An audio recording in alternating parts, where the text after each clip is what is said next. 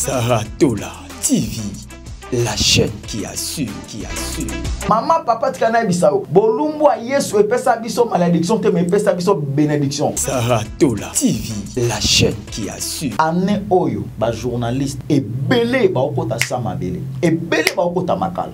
Ba journaliste et belé ba okota sama belé. Et belé ba okota makala. Ane oyo. Sarah Tola TV, la chaîne qui assure. Mi balé maman Sarah 2023 isa ane moko mabe. Je parle comme un prophète, j'apaise mes mots. Il n'y aura pas élection.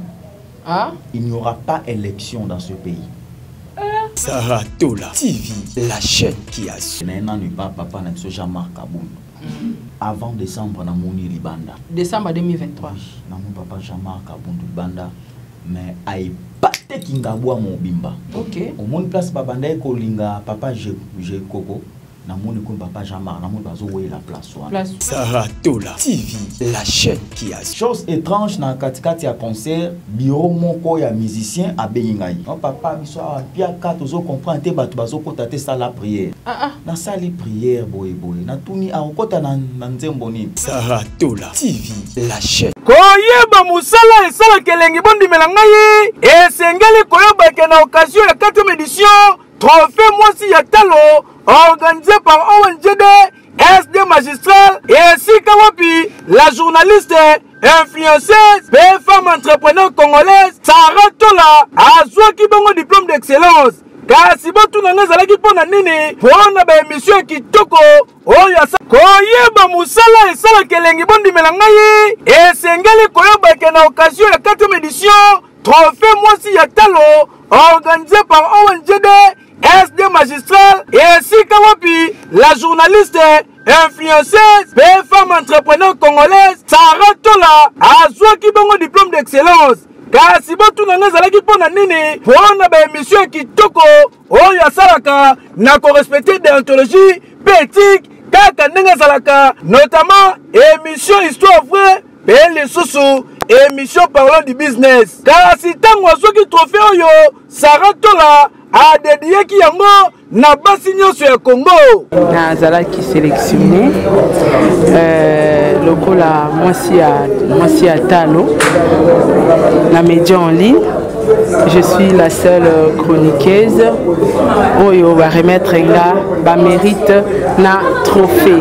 Donc ça montre que même si on est dans le bêtise, même si on est dans les clashs, même si on est dans le buzz, mais il faut tous aller rappeler un côté positif na biso moko oyo peut-être ekoki ko sunga yo lobito ekoki ko faire représenter quelque part au vandana ba grande personne avec les grandes dames de na vanda ile donc bokanisi esili tiens lokola azalaka na fondation ezali koporte kombo na ye Sarah Tola mokolo ya dimanche 25 décembre 2022 akendaki bongo kofete Noël na baorphelin oyo bazalaka bongo na orphelinat amema situé na quartier 7 de commune ya Njili. Esika wapi mama ya bolingo ya motema malamu Sarah Tola abinaki aliaki pe apasaki ba moma ya kitoko elongo na bana oyo ba parents na bango batika bokili ya se kasi muta kopesa bango affection azalaka te basepeli kofete na mama ambiance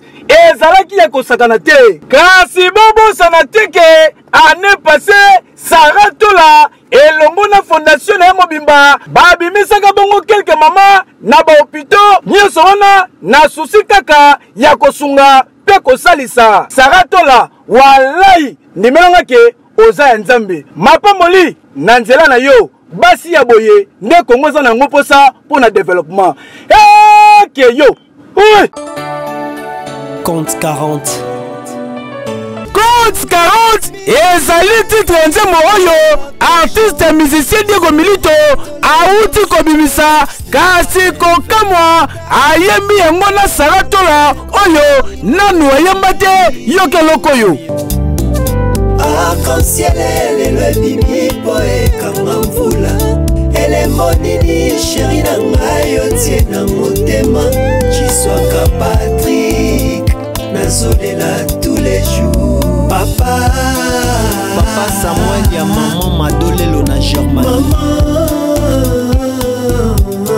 tala consommer déjà compte 40 pour et ça déjà disponible na marché de disques et na ba plateforme nyonso boyoka po et ça na ba kunga danger et ça na clip ya qualité musala et salemi kitoko ah Diego Milito bayemba kande boye po o la kisi experience ndenge o yembisi saratola oyo nanu atika koyemba te mais abimisi son ya qualité pe respecter ba note vocale kaka ndenge zalaka eh keyo oui 40 client nanga c'est yo fournisseur quarantaine nanga c'est yo les clous et les marteaux chapelle na ba mon père chrétien repenti confession gina c'est bolingwa amatou atrique chiswaka.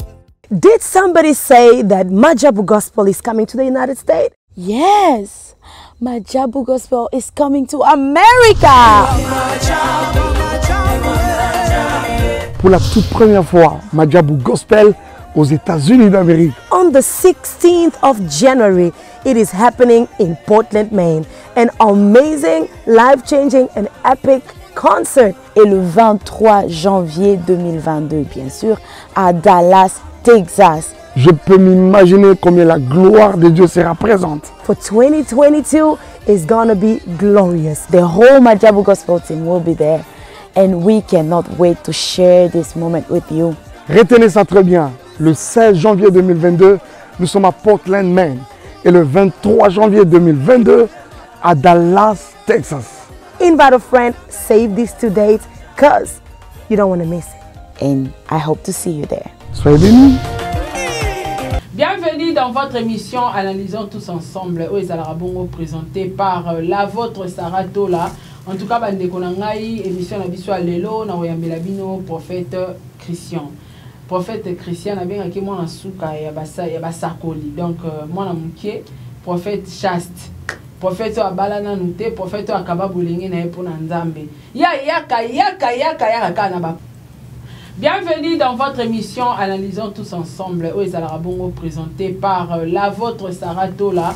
En tout cas, bande konangai émission na biso lelo na oyambela bino prophète Christian. Prophète Christian a bien moi na suka ya basakoli. Donc moi na mukie prophète chaste. Prophète abalana nute prophète akaba bolenge na epo na nzambe. Yaka na ba prophétie, yaka na ba message. Na éviter lelo alinga lo bana biso nini. Mais à part ça to remeka un peu ko parler na ye to sola ba point belé na yoki alinga bala. Est-ce que non le on a médiaté pour un respect à battement to retour derrière on a plateau et puis to lobela sous sujet ndeko na biso manikyo ba uti ko kanga et pas amusai na nzambe akoki ko apporter peut-être solution moi conseil dans tous les deux côtés et ko za lika moko ya malamu mingi et puis to lobela pe makambu ma etali etonga na ye to mona ki babanda ko combattre ye église na ye batu bayaki basomba nda lopango wana telengana to ebika ndenge zalaka na ba rando pastoral. Alors, lelo yonzamba sungi a zupe église mususu azobandela pe ko construit temple ya nzambe qui est derrière lui nanya offrir ye sikawana to komeka pena ko parler sur ye et puis sur église na ye to komeka pe ko yoka moi prédication na week-end anele roza malamu mingi. En tout cas bon week-end na Sol Mbemba, bon week-end na Makiala Kumba, bon week-end na président Bébé, bon week-end na maman Nathalie la présidente, bon week-end na Fatou Lukanti, bon week-end na Sarah Abwele, bon week-end na Pamela Kabeawetu, bon week-end na Bish Kalala, bon week-end na Eliezer Kanou, Célia Kikela, bon week-end na Yoros Bonga, bon week-end Papa Edi MK, j'arrive encore, bon week-end à toi, bon week-end na moi Moulopo, bon week-end na Blaise Lewa, en tout cas bon week-end na Yope, bon week-end de Belé na Batu Nyonso, tata po FAP Kato, bon week-end à toi. Bon week-end na couple Majabu, Majabu Gospel déjà Tozo Banda, deuxième édition internationale Kalamingite. Torozan international et puis national. En tout cas, merci na Batunion, cette équipe technique Nanga Mobimba. Merci na présence na yo Tadingala pa Mikolo yo moi cinéma ye non tel azofanda Mikolo koto yo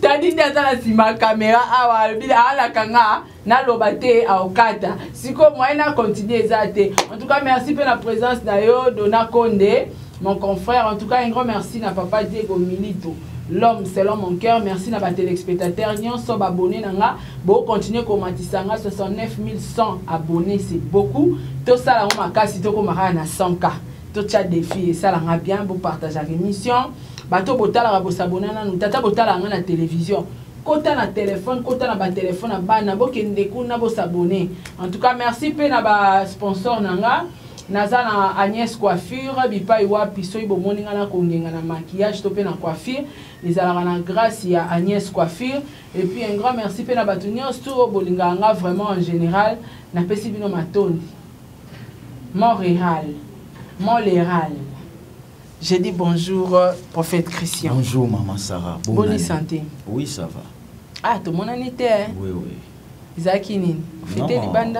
Vous fêtez na problème avec l'église, na prière, oui. Ainsi de suite. Mais par la grâce de Dieu, ça va. Ok. Ngana auto sukaka na makambo etali etonga. Etonga ezaki menacé, il paraît fallait ba somba yango. Et bon, il y a une église qui est bien, ils ont avancé. Est-ce que vous réussissez quand même qu'on garder place ou qu'on déménager? Et ce qu'il y a Ah, d'accord. Merci Père éternel, le véritable Père de gloire, le Dieu d'Abraham, le Dieu d'Isaac, le Dieu de Jacob, Père éternel. Natiki émission na maboko du début jusqu'à la fin. Tika tes présences n'a eu se manifester fortement dans l'émission. Moutunion sur l'émission, on a pas problème, peut sa solution, on a malade, peut sa lobiko. Na kombo na sotolobi. Amen. Amen. Oui, maman Sarah, concernant l'église, tozaki na bitumba makasi. Bitumba zalai makasi, tozaki vraiment menacé. Place wana tozwa ki amuso kotali place wana au monde du matin, mais to bongisi place wana makasi, baye ko menacé to longwa to sala boy. Ba na nzambe tokoka ki place wana te parce que église eza ngate, ngana za gérant en pamba. Église eza nde nzambe. OK. Tokoka qui vraiment te na vandisi ba polo na vandisi ba partenaire église esenga ki tolongo totiki place ango tozusi ko place msoso nete soki ba sombi soki nani main na ebite main ba pasteur bazana sima ya makambongo tozu place msoso na terre jaune. OK na terre jaune. On a payé bilili ndenge bazotonga déjà. OK to sengi na régie ba balancer les biso quand même ba image onde to lo baka boye. Hein, bokati bisote mais bisote zolo babino bozo balancer image le pan o tozo tala o sombi to ils a toujours en location. Non, ils a toujours en location. Ils a toujours en location. Mais bazo proposer de to somba yango ba partenaire déjà ya makasi basungi déjà donc tozo somba on kalate. OK, bo somba on kalate. Oui. Alors ici quand yango eza wapi peut-être adresse pour na bato. Déjà numéro na téléphone ezala affiché na barre d'écran mais bato ba na posa ba ya ministère ba ya église na yo ba rozwa wapi. Est-ce que déjà bo bandit to moni aba osa na misala est-ce que o bandit déjà prédication et c'est silito nde to mona wana eza ndenge chantier o eza actuel. Non ndenge chantier eza actuel na ndenge to zampe bo na place baza bazo sala musala. Donc okay. D'ici fin du mois, il y a février, de Baobanda, prière est stoppée dans l'église à Kala. Oui, prière est stoppée pour le moment. Ok, donc. Il tombe vraiment, ils allaient makasi. Ok. Na yebi ba période ngo bando yebisanga inaza ba problème église nanga eza menacé et tout. Donc voilà, le wana ezaki moi parenthèse tonga vraiment to le belango na mambetale tonga et il paraît Zobala, est-ce que c'est vrai? Bon, Bible lobby et bongite que mobali azala ye moko. O changer maloba prophète. Tiens. Eh yom to za loba na kabi bolenge na ngapa. Moni maman Sarah ba via ba restaurant, ba via ba malewa, ils a bien été. T'as dit à changer tes papa. Soit tes exemples, t'as dit ville kokata ngate. T'as dit vie de mobimba malewa papa. Vie t'as dit malewa, t'as dit ayebi ba restaurant monde toza na plateau. Moni tout autour ba restaurant to eza t'as dit ayebi. Na lemba ba restaurant tout autour ayebi ba malewa nyo soka to komi place elo aliboso na luka malewa. Loba na papa. Donc dernièrement d'ailleurs na rataki opération typhoïde.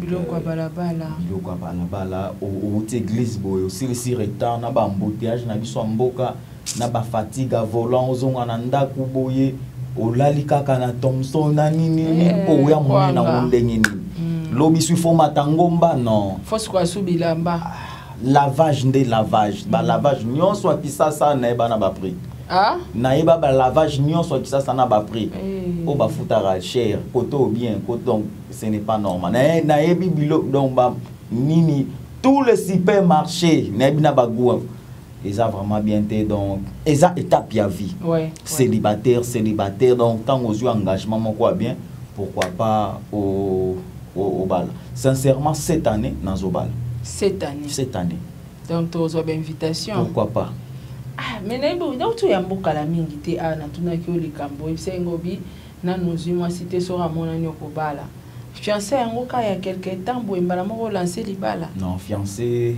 ya kala to mandé nan ko quotidien comportement au moni maman Sarah ba erreur oyo ba papa ba sali ya ba divorce ya ba makambo belé été ya biso ba ministère ya ba chantre belé ba ministère ba papa belé et koi pona basi musala na biso foko tala okobala nani moi sini ba ozana simana yo okoti moi sina kati ya ministère maman Sarah ministère ekoi okoti na kati ya ba affaire saine ekoi moi sinon so a moi si ya obalate na tuna ki volonté ya nzambe obonde nzamba la ki so mobali ya vie na ope moi si ya vie na c'est un peu ça.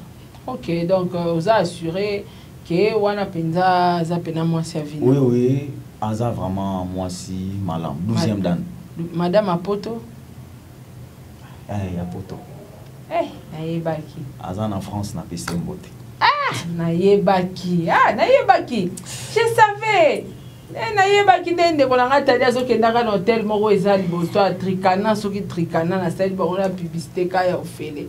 Nayebaki mais tozela ba émission te te eloko te yete. Ekoba o pasteur wana et tout non, il est vraiment ça très sérieux yete. Vous avez combien de temps?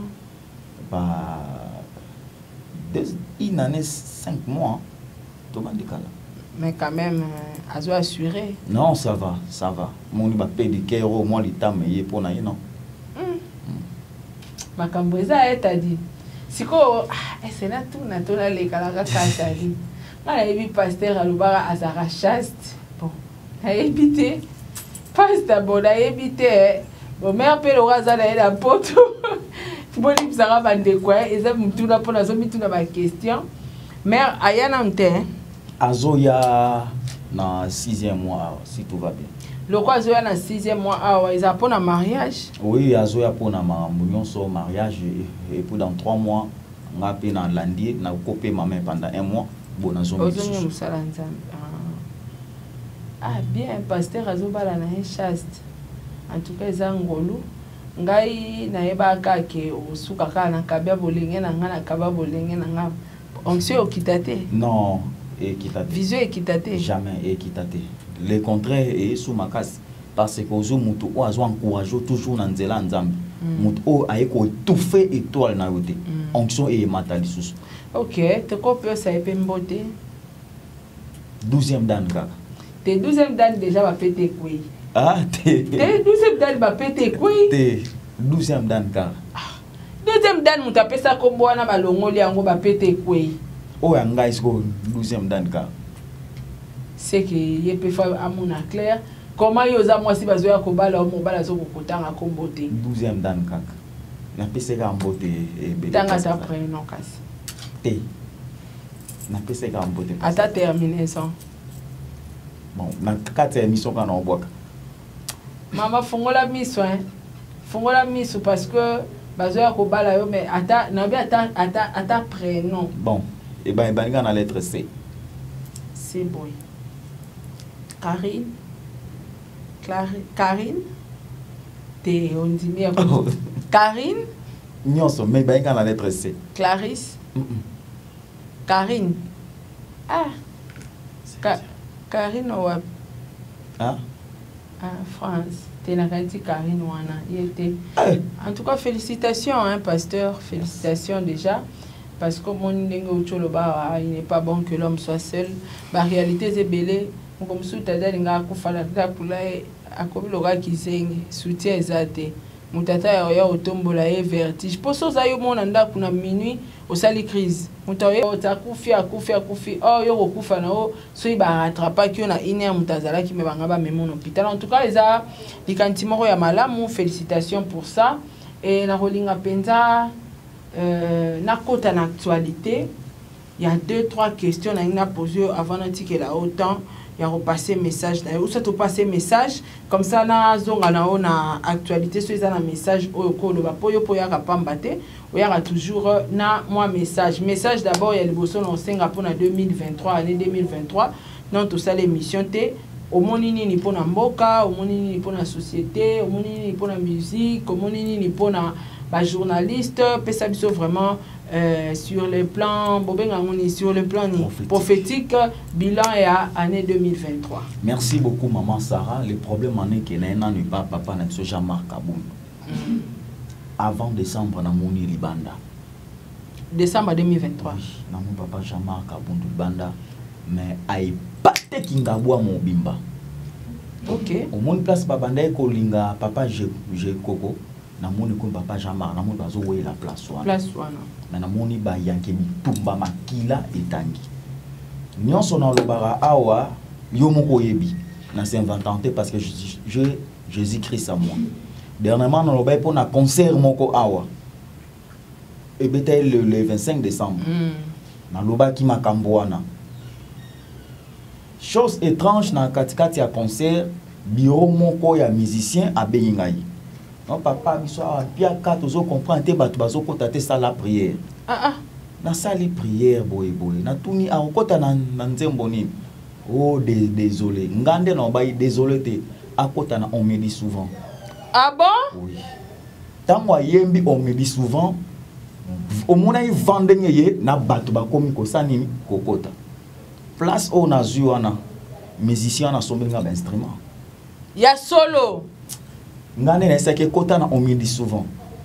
Te me passe atelier te monsieur Salama pas la biso. T'as dit faut un coupage sur place. Is it? Hein? Ah! Émission on est Salama na ndaku. Azope sa prophétie na marambo etala ki stade des martyrs. Mais pasta. Bino pe bope saradim. Projet outaki ah. Projet qui est comité à instrument. Pesa enveloppe nanga. Oh, oli azakal. To continuer nan. Yango mama sa. Biwa musicien abengi en plein stade. Na landela kay na ba prière. OK. Ça ne va pas awa boye esinga mambo ebele benes nga na ko sala nini. Na obaki avant concert à Lukanga. Abengi nga nini o awa ça ne va pas. Na sika ka prière. L'essentiel batu bazana nzamba osulu. En kota na nzembo ni désolé nzemba mawa oh mais concert est là na lali pendant 30 minutes na lamuki na bengi a kota na on me dit souvent mon tendenge ningi sa ki stade ye mo lobi non na okende susu na liloba te na oyande sko ipana. OK pour preuve l'instrument nzamba sala mambo na ndenge na PC mbote place à force à toi ça va. Yami Balé Mama Sarah 2023 ils a moko Mabé. Je parle comme un prophète, j'apaise mes mots. Il n'y aura pas élection. Ah? Il n'y aura pas élection dans ce pays. Tes prophètes ils là non batubazo ta biso tout ça rola qui n'est pas dans une carte dans avant voyager là qui est aux États-Unis. Donc si tu as une carte élection ça il n'y aura pas élection dans ce pays. Na moni kiti ya bokonzi mutu azawa na amokona mianzambe baoningisa esimba te Félix Tshisekedi nzambe ndatie lisika. Il n'y aura pas élection en doublé sous 5 ans 15e année ndé élection ezala bato ba député baonga bateka ba mapango pona ba propagande pona nini batika. Il n'y aura pas élection. Ainsi dit l'Éternel. Amen. Troisième message, Maman Sarah, tango pape aïe, et ça n'a pas si makasi à quels allaient nango bien non so et nango bien papa mbongo makamba lobi oui bien sûr mais à lobi ata makambo ya STT pour nani tabande quoi STT tande bazo souffrir tande ba ande quoi STT tande ba bazonio comment quand ko takine chef de l'état pourquoi Mama Sarah muto ba imiliaka nzambe elevaka ye amen nzambe ya gangaka likolo ya makila ya ba innocent soza innocent nzamba obundela aussi si omoni partenaire oyo okumisaka mama Majabu omoni nini naye nini compétition omonde bitumba ezalaki makasi na vie non so wana bitumba te mama Sarah wana elote na quartier so leki ba tongo te wana elote do ba bumbisi pona nini pona amoni vent o ezoya azoko bimisa ba jeune azolongola chômage ya mboka oyo kongola lika mutu mabe nde ba obeteli maboko mais mutu azana vision azosunga ba olinda ete donc ils ont vraiment pas si mingi to bonde la makasi ane oyo ba journaliste et belé ba okota sama belé et belé ba okota makala ah ba journaliste et belé ba okota sama belé et belé ba okota makala ane oyo pona kosilisa pona message na vandi na bondeli na moni maman na biso sindi le cœur. OK. Na mon nzamba ola était courant de gloire. Na mon ba maté ba escalier nzamba zo lever. Bible bi nanga la gloire de la première maison passera celle de la deuxième maison. Maman sindi le cœur o aza béni, non béni te. Nzamba o lever le sou makasi.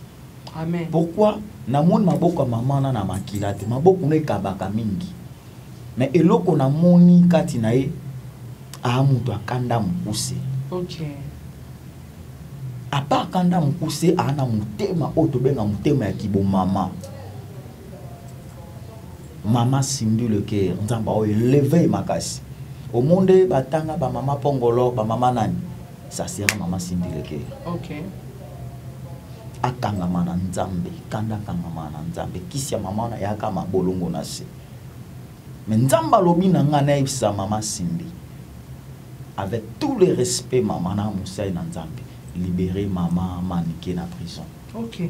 Kolela ya maman wana. Soki zozonga ipa na yo eza bien te. Na yebi ke ba propos atenaki eza mabe. Eza fort, c'est choquant. Yo za mwana Nzambe maman. Oza mwana Nzambe, kozongi sa mabe na mabe te. Édiquer ka na silence nego mesana na yo. Kana silence non na papa na biso kabila yo kuto olobaka te maman mais je sais pourquoi on réagir même nga musala nga passe maman sindi oh yé to montage c'est vraiment choquant naza na place na ye to so na makambo ya musique maman Sarah maman Sarah loba français bien te maman Sarah ça la émission bien te on les a guerre ni les a normal mais vie privée maman Sarah non toke musika vie privée toke musika yango moni makambwana na seigne maman sindi le cœur pardon à libérer maman Maniké parce que maman Maniké soit sali kaka 2 mois en prison na mon cercueil libanda ya prison ah na mon cercueil libanda ya prison ah soka sali 2 mois na kati ya prison na mon cercueil bazo combattre album légende. OK. Ainsi dit l'Éternel. Merci beaucoup. Wanezalaka espace ototikelaka prophète Christian.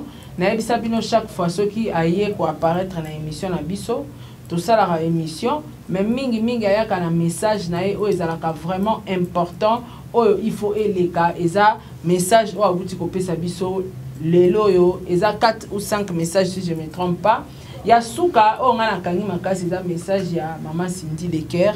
Nenga uti kolobake il faut libérer Maniké oui total ki biso nyos tout yango pesa question na ngana tuna mais au lobby déjà nzo kozali na message dango et puis au lobby déjà nyonso na ebité papa Christian bato ba kolanda yo samedi à l'élo, s'il faut retenir passage, ton message moko édifiant, na banda kubisika bazolanda yo na mukolo l'élo na poso l'élo, oloba na bango nini. Merci beaucoup maman Sarah, merci vraiment maman. Le problème en est que maman Sarah na 2023 to sambela tende to sambela na 2022. OK. Maman Sarah ba chrétien to pambo mate po ani mute mama beleki. Bato ba gene mi beli bangi. Bana bolingo kolega biso ba chrétien maman Sarah. To linga non biso na biso maman Sarah. Nzamba yaki pona bato ya malamu, nzamba yaka pona bato ya mabe. Nzamba yaki pona bato bazangi mikanda. Nzamba yaki pona bato bana problème à divorce. Nzamba yaki pona bato makambo esimbate. Osala 10 ans na poto banda yoke nda mama mamna o esimbate. Na libala na ozale na oka bien. Tonka ko yambika mutuka na kata nda kuno makambo esimbate sute. Nzamba yaki nde pona yo mama papa. Yo mto landanga bien aimé dans le Seigneur. Na 2023 ndengo bondela ki na 2022 ko bondela bonte mama papa maître vie de prière. Nzambe ba luka kaye partout place aux ali bien aimé dans le Seigneur. Loboko na nzambe za musika te pona ko opérer ba miracle. Na ba problème eso tungisa yo na makambo no so tungisa yo mama papa. To fungoli ba Bible na biso na mukanda Jérémie 33 to tani na 6e verset. Jérémie 33 to tani na 6e verset. Voici, je lui donnerai la guérison et la bonne santé. Et je guérirai, et je ouvrirai une source abondante et de paix et de fidélité. Maman, papa, yom to landingai. Nkola lobi akopesa yo lobiko na likambo etali kobota. Akopesa yo lobiko na makambo etali musala. Akopesa yo lobiko na makambo na yo nyonso. Akopesa yo bonne santé mama papa. On a problème sida ezotungisa yo. Problème tout ezotungisa yo. Maman papa tika na bisa yo. Na 2023 oyo mama papa Dieu va agir dans ta vie. Tika bango ba loba na vie na yo. Tika bango ba telema likola vie na yo. Mais ana mutu moko na déclarer maloba tel kola vie na yo. Mama tika na bisa yo. Papa kuluta la kela o mabe. Tata mwasa la kela o mabe. Atika la bolumbu poete yo vino e bongate. Yebisa tata mwasi ana retard. Et ane lombe mobali moko jeune homme ya 33 ans. Atika la kina ekulusu bolumbu poete ngano tobika. Mama papa tika na bisa yo. Bolumbu a Yesu epesa biso malédiction te me epesa biso bénédiction. Pona bana na yo. Oloka mwana mutu te mutu oloka mwana yo azate. Cercueil ba préparer pona yo pona année 2023 maman na lobi so atambo na mabele di na bana sakola efungwama emele na kombo na Yesu. Oloba amen esa maka ndengo zoloba. Amen en oloba esa la mabongo mama papa. Tala vie na yo ndengo zomene. Vie de prière na yo e o kita o mona ngo normal. Baninga bayana poto bokenda na bango poto bokenda bo voir chacun na bango baninga ba progresser mais yo zo progresser te mona ngo normal nga basunga nga te nga basela nga boite mais oui mutu azana eloko ya nzambe basunga kaete babundisa kaeka mutu azana eloko ya nzambe azala toujours kombati po anika nga so na kotika na ndako kana bami kanga babundisa mwana nga ya komi na 2 ans on lobate to sombi biloko alibala na mobali mobali akimanga rabo to sombi biloko na ni na mwasi akimanga rabo mwasi akomi koyoka nga bizarre mobali akomi koyoka nga bizarre oswaka ba mibali ya bien na vie na yo mama papa pona bakabela yo ata 10 euros ata 10 dollars o ezaka na passe ngana bima na député ngana bima na ministre mais ta la place o yozo vanda mama papa o senga nzambe libala o senga nzambe prospérité o senga nzambe libala o ano na mibali ebele mibala on peut ba on marié mama zala sérieuse nzambe o pio libala te tika nanu ba mibali ona ya ba on marié kanga mata na mobali moko mama o sa de mote nzamba peso mobali ya vina amen. Nous nyonso landanga on a mama yembo ozawa partout dans le monde bien aimé dans le Seigneur. David azalaki mon homme qui akwesaki Goliath kotala age ngate talo zakati nanga mon homme qui abeta kambunda bakolo pe babinaka nazoloba pona papa moko azolandanga maman moko asa surchargé atamboli mingi ba médecin balobi ke nga malade ona okokango te mama tika na ebisao médecin anzambe te médecin atangi classe mais nzamba sala ba opération sans cicatrice plus que médecin samedi ya lelo kaka ndenge eza férié eza ape férié na kaya banguna no na kombo na Yesu amen mutu akotelemela vi na yo akutana na nzambe na kombo na Yesu na ebi problème ezotungisa yo te mais simba kaka motema na yo simba place ozobela problème ya mukanda simba kaka papier nyonso problème ya voyage simba kaka papier na bondela mpona yo na kombo na Yesu Père éternel le véritable Père de gloire na tiki mutu nyonso alande mission azana ba problème ana malade etungisa ye ayamba guérison na kombo na Yesu bikisa mutu nyonso azana ba problème esika o na kombo na Yesu amen amen. En tout cas, merci beaucoup, prophète Edifié Bisso, vraiment na parole, il y a l'élo na tongo, l'élo ya samedi. En tout cas, merci na bande cognos tout hein, au besoin vraiment occasion libaku malamu ya Rolanda prédication. Ba émission a boé botala ati. Bo partage un peu na binoté. Et puis bo katango jamais bo tia na ba page. Dans l'émission maniqué, tellement ça qui na bêtise. Bo kati et koti ba page ne quoi se retrouver le na parquet. En tout cas, bah, émission éducative, il y a un Congolais à passer au côté de la facilité. Batu balingi prédication, balingi Jésus-Christ, balingi évangile. Mais batu balingi plus futilité, na makambo eko rapporter bango elo côté na vie. En tout cas, merci na message dans na tongo alelo prophète. Na évité, oza na moi lilo basuka ya kobakisa. Oui, na pesika ka Mama Chala Chouker, 12e dame. Là où se cache la confiance de Mama Chacha. Mama Chacha, oh, ba vidéo bimi. Chacha, non, Chalachou. Chalachou. Mama Chalachou, 12e dame. Ok.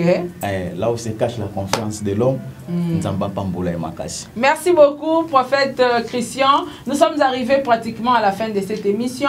Partagez-moi cette émission, s'il vous plaît. Likez, commentez. Boti que la biso ba question et Rosa Amala Momingi. Quant à moi, je vous dis au revoir, à la prochaine.